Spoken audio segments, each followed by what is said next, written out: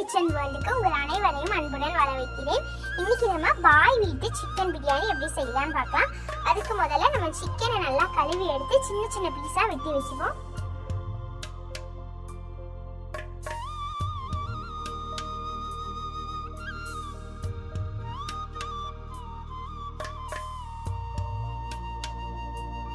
இப்போ பிரியாணிக்கு தேவையான ஒரு வெங்காயம், ஒரு தக்காளி, ஒரு பச்சை மிளகாய் எடுத்துக்கோங்க. வெங்காயத்தோட தோலை நம்ம நல்லா உரிச்சு எடுத்துக்கலாம்.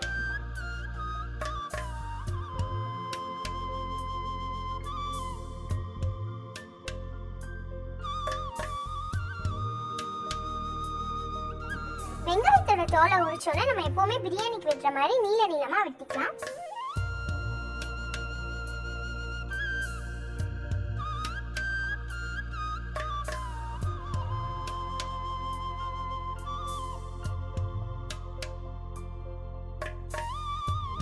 அடுத்து இப்ப நம்ம பிரியாணி அரிசியை நல்லா அரை மணி நேரம் ஊற போட்டுக்கலாம்.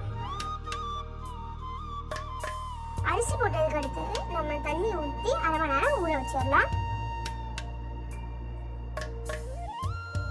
இப்போ பிரியாணி செய்ய ஸ்டார்ட் பண்ணிடலாம். அதுக்கு நம்ம சட்டியை எடுத்து அடுப்புல வச்சிடலாம்.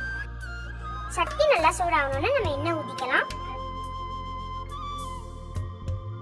எண்ணெய் நல்லா சூடாகணும்னு நம்ம அரைச்சி வச்சிருந்த பட்டு, ஏலக்காய், கிராம்பு தூளை சேர்த்துடலாம்.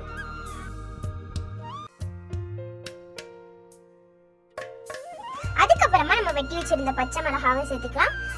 அடுத்து நம்ம நீல நீளமா வெட்டி வச்சிருந்த வெங்காயத்தையும் சேர்த்துடலாம்.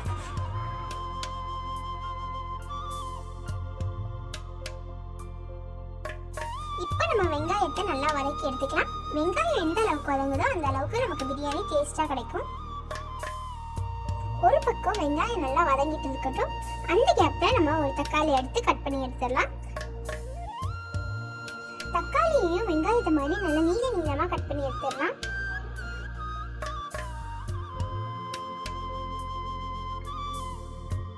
இந்த மாதிரி நீள நீளமா நம்ம வெட்டி வச்சிடலாம்.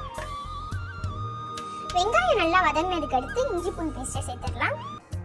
அதையும் நம்ம நல்லா வதக்கி எடுத்துக்கலாம்.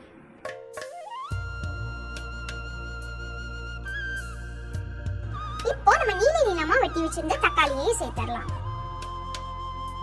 அது கூடவே மல்லி புதினாவை சேர்த்துடலாம்.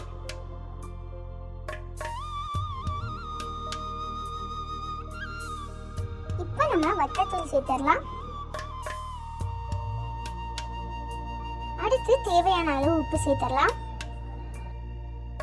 இப்போ இதை நல்லா கலந்து விட்டுக்கோங்க. தக்காளி நமக்கு நல்லா கலஞ்சி வரணும். அப்பதான் பிரியாணி பார்க்க ரொம்பவே கலர்ஃபுல்லா இருக்கும்.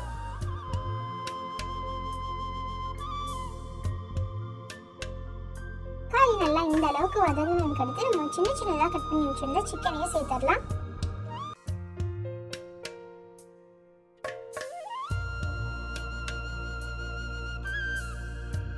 சிக்கனை மசாலாவோட நல்லா மிக்ஸ் பண்ணதுக்கு அடுத்து நம்ம தயிர் சேர்த்துடலாம்.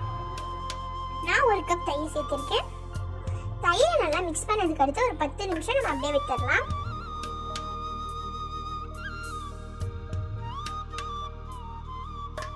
இப்ப பாத்தீங்கன்னா கறியில இருந்து நல்லா தண்ணி விடும். 10 நிமிஷத்துக்கு அப்புறமா எண்ணெய் நல்லா பிரிஞ்சு வந்துடும், கறியும் நல்லா வெந்துடும். இந்த ஸ்டேஜ்ல தேவையான அளவு தண்ணி ஆட் பண்ணிக்கலாம். நல்லா மிக்ஸ் பண்ணிட்டு தண்ணி நல்லா கொதிக்க விட்டுடலாம்.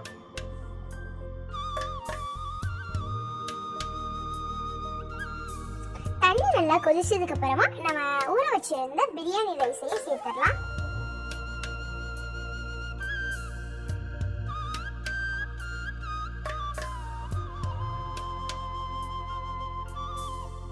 அரிசி உடையாம இப்போ இதை நல்லா மிக்ஸ் பண்ணிக்கோங்க.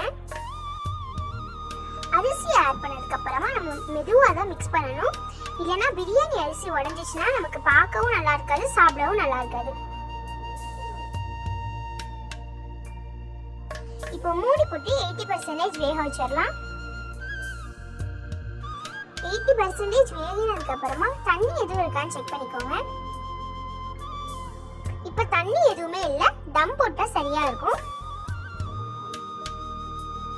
தோசைக்கல்லுக்கு மேல நம்ம செஞ்சு வச்சிருந்த பிரியாணி சிக்கனையும் வச்சிடலாம். இப்போ மூடி போட்டுட்டு நல்லா ஒரு வெயிட்டான பாத்திரத்தை மேல வச்சிடலாம். 20 நிமிஷம் நல்லா தம்லயே இருக்கட்டும். 20 நிமிஷத்துக்கு அப்புறமா நம்ம ஓபன் பண்ணி பார்த்துடலாம்.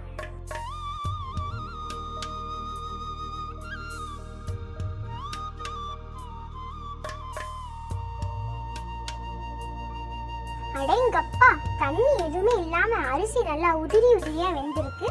நீங்க பாத்தீங்கன்னாலே தெரியும் எந்த அளவுக்கு அரிசி உதிரியா இருக்குன்ட்டு.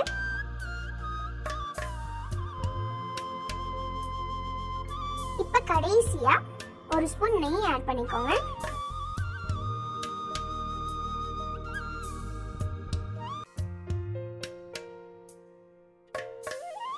நெய் ஆட் பண்ணிட்டு பொறுமையா கலந்துட்டுக்கோங்க. அதுக்கப்புறமா நம்ம அடுப்புல இருந்து இறக்கி வச்சிடலாம்.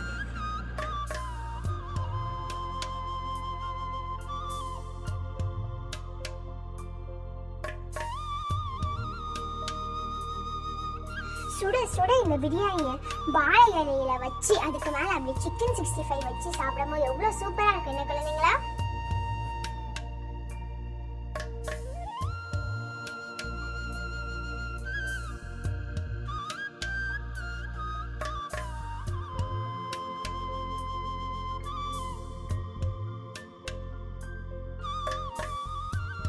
உங்களுக்கு இந்த வீடியோ பிடிச்சிருக்குன்னு நினைக்கிறேன் குழந்தைங்களா.